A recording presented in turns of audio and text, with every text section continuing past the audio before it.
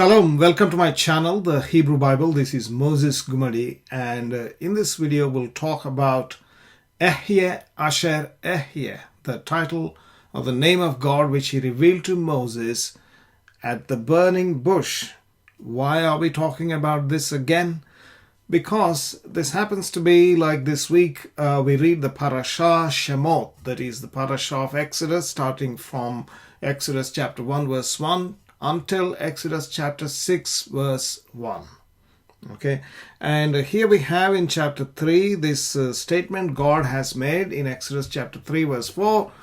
Vayomer Elohim, and God said, El Moshe to Moses, YHVH Asher YHVH. Vayomer Ko Tamar Livnei Yisrael, YHVH Shalachani Alechem.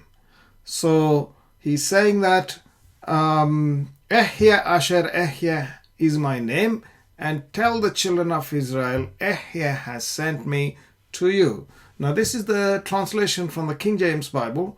It's translated as I am that I am, and I am hath sent me to you. Now because of this, and also because of the Greek translation, which I'm going to talk about shortly, most people think that YHVH Asher YHVH means I am that I am, and the divine name, the Tetragrammaton, Yahweh, also means I am. You know, the people call the great I am. And there are a lot of people, despite telling them so many times that this is not the case, I see people repeating this again and again. Right? Because in the New Testament, there are a lot of quotations like, I am the true vine, I am, the way and the truth and the life, etc. I am. So whenever that I am occurs, they think that that is referring to this Tetragrammaton. Tetragrammaton, which is YHWH, they think is I am. It is not. There is no I, there is he there, which we're going to talk about. Also, this doesn't mean I am that I am. It means I will be what I will be. Or you can say I will be whatever I will be whoever I will be. And I will explain to you using grammar again why this is so. Okay, this is basic Hebrew grammar. Basic Hebrew grammar. Anyone who insists that no, this is I am that I am doesn't know what they're talking about. So let us go ahead. Now this word YHVH is I will be. Okay, I will be. It is not I am. Why it is translated as I am is because of the Greek translation. When is the oldest Greek translation like this found? It is found from the around 350 Common Era CE in the Codex Vaticanus. There are no known old manuscripts of fragments that contain Exodus chapter 3 verse 14 or 15. So here we have God spoke to Moses saying, I am the being. And he says, tell them that the being has sent me. Notice that YHVH Asher YHVH is not translated accurately here. You see there is no word which is repeating. There are no two YHVHs there. Ego in Greek is I. Ami is am. Like in English, am is the present tense. Ami is in the present tense. Ho is the. On means it's a participle. On is a participle meaning existing one. Okay, so I am the existing one, or the I am the being. This is what they have translated. And therefore, they translate I am that I am. However, there is a problem. The same word YHVH occurs 2 verses earlier when God told Moses, Vayomer ki YHVH imach. So God told Moses that I will be with thee. Now this is again King James translation. Okay. Notice now the same word YHVH, they do not translate I am, but they say I will be. Why are they translating I will be? Well, you could, in this case, you could possibly translate I am. given the context. But basically, Ehyeh means I will be, as I will demonstrate shortly. Now, look at the Greek. In the Greek, why are they not using ego, eimi, meta, son? So, why are they not using that? Instead, they use the word esomai. Esomai. Esomai means I will be. Properly, I will be in the future. So they know what they're talking about. However, in the question where we are interested in, I am that I am, so sorry, Ehyeh asher Ehyeh, they translated it as ego eimi ho'on, meaning I am the being, or I am the one who is. So this is all Greek thinking. This is Greek thinking, which is what the New Testament is trying to copy, basically. Ego eimi, I am the one, I am. He said, I am, and those fellows fell down in the Garden of Gethsemane. So that is not what the divine name means. Ehyeh means I will be, and it comes from the root haya. He, yod, he. Why it is Ehyeh, why it is I will be, I will show you shortly, I will demonstrate. Now, here is how it works in the Hebrew, biblical Hebrew. In English and in Greek, we have past tense, present tense, and future tense, etc. But in the biblical Hebrew, we have what is known as perfect and imperfect. They are not really tenses, they're called aspects. So we have the verb forms known as katal and yiktol. Katal and yiktol. Katal is like the past tense. So it is called perfect tense, okay, perfect aspect. So if we are now here, and the flow of time is from the left to right, and we are now where the arrow is in the center, whatever is to the left is all past, and so an action started here and got completed before the current time. So whatever is completed before the current time is katal. Yiktol, on the other hand, is imperfect, meaning right now it is either ongoing or yet to start. If it had already started in the past, it is still ongoing and continuing into the future. Okay? Or it has not started and yet to start, therefore will happen in the future. In both these cases are simply represented by yiktol form of a verb, and there are additional forms called vayiktol, vekatal, which is vekatal is similar to yet to start. Vayiktol is like completed, but these two are narrative forms. We are interested in this yiktol, which we're going to talk about now. So this Ehyeh is in the yiktol form. So even if you take this ongoing, at the most you can translate it as I continue to be. Okay, it's an ongoing thing. I continue to be. It's not just I am. I continue to be. I will be. I will be is the future. I continue to be.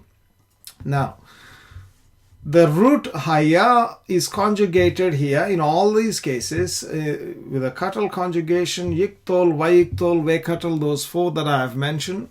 If you look at this yiktol, here we have in the first person common singular, Ehyeh, meaning I will be.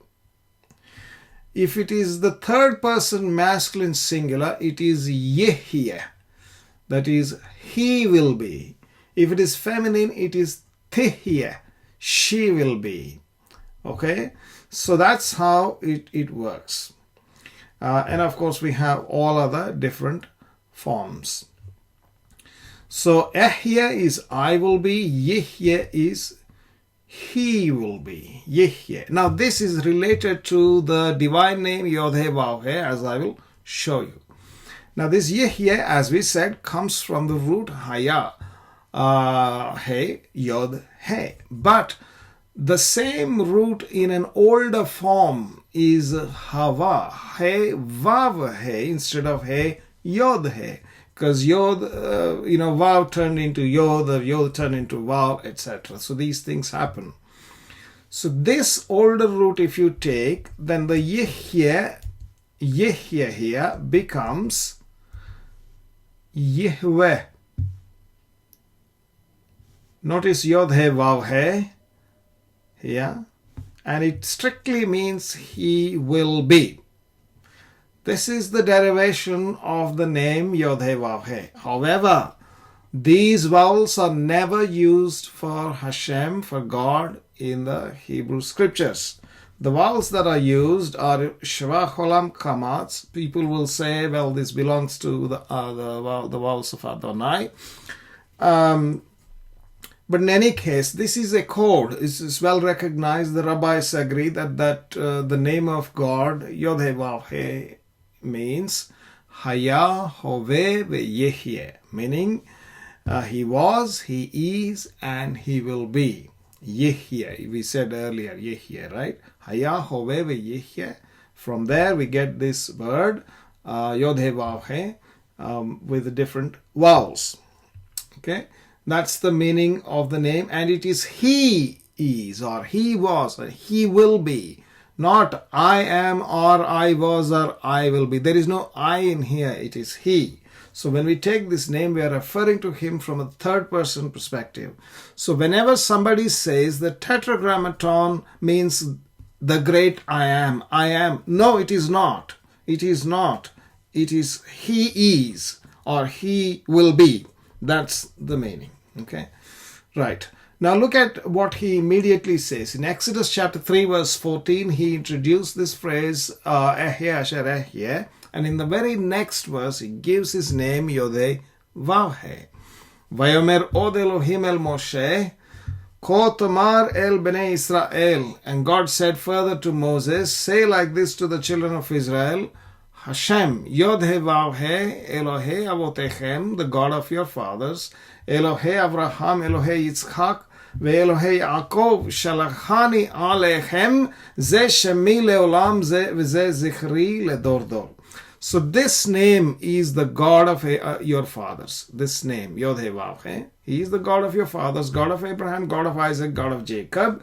And he has sent me to you, and this is my name forever. That name is this name, YHWH, etc. That's what he is saying. Okay, that is related to, this name is related to Yahweh Asher Yahweh. I will be whoever I will be. What does it mean, whoever I will be? Asher. What does it mean, whoever or whatever? That means, will God be somebody else that he is not? Well, so here is an example.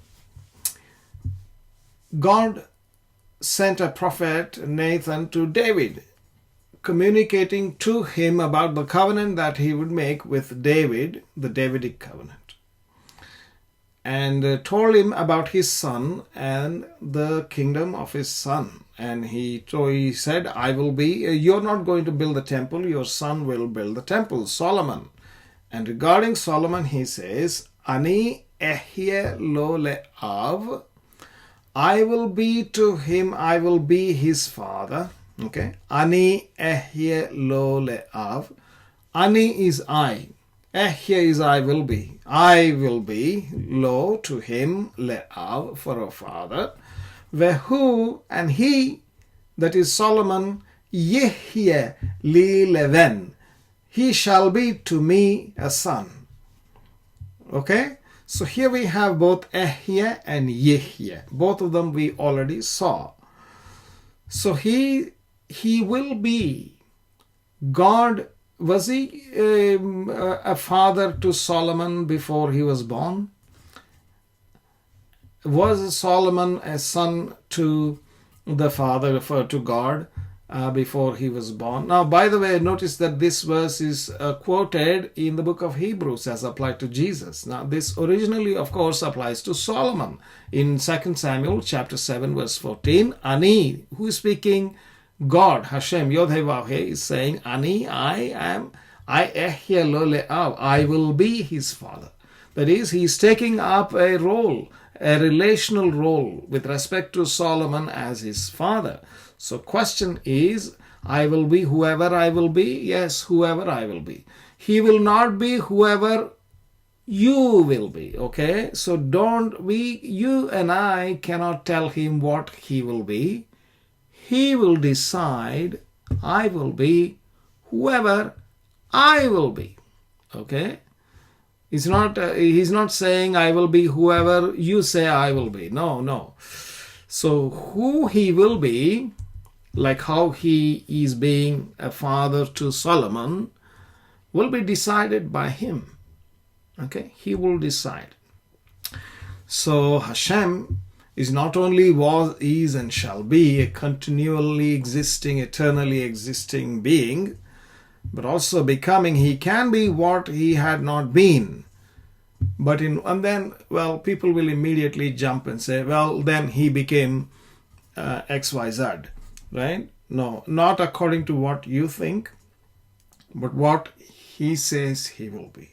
Okay, again I say this verse is quoted in the New Testament, but this verse in the context, go read 2 Samuel chapter 7. It refers to Solomon. It says very clearly in the next verse, I will chasten him with the rod of men and with the stripes of the children of men. Okay, so he is going to be a father to him. What does it mean he will be father and he will be a son? What it means is that he is going to beat him up to make sure that he doesn't make mistakes, but he's also going to guide him and mentor him and bring him up. That's what he's going to do.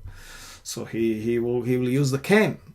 Okay, so who is the Son of God? Son of God is a Solomon here, and Son of God will be beaten. That's what he's saying. I will be to him a father, and I will chase him with the rod of men. Right? So we should not make foolish conclusions. We should read the text as it says very clearly. That brings us to the end of this video. Thank you very much for watching. Please do like and subscribe to my channel. Click the bell icon. Also do comment below, and I will see you again with another video as soon as I can. Thank you very much.